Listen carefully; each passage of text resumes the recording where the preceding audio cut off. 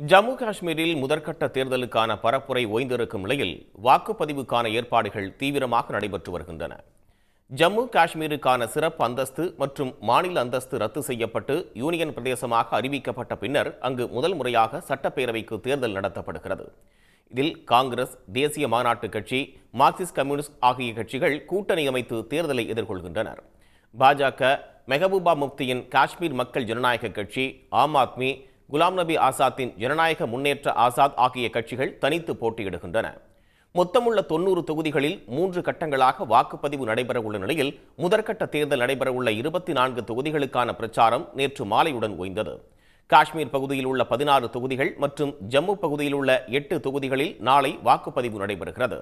முதற்கட்ட வாக்குப்பதிவு நடைபெறும் 24 தொகுதிகளில் 219 வேட்பாளர்கள் களத்தில் உள்ளனர். இதனிடையே ஜம்மு காஷ்மீர் தேர்தலுக்கான வாக்குறுதிகளை காங்கிரஸ் கட்சி வெளியிட்டுள்ளது.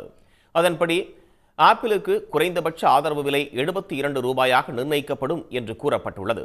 வேலையில்லா பட்டதாரிகளுக்கு மாதந்தோறும் 3500 ரூபாய் உதவித்தொகை, ஆட்சி அமைத்த 30 நாட்களில் 1 லட்சம் அரசு பணியிடங்களை நிரப்ப நடவடிக்கை எடுக்கப்படும் என்பன உள்ளிட்ட பல்வேறு வாக்குறுதிகளை காங்கிரஸ் கட்சி அளித்துள்ளது. உடனுக்குடன் செய்திகளை தெரிந்து கொள்ள சன் நியூஸ் பெல் ஐகானை கிளிக் பண்ணுங்க.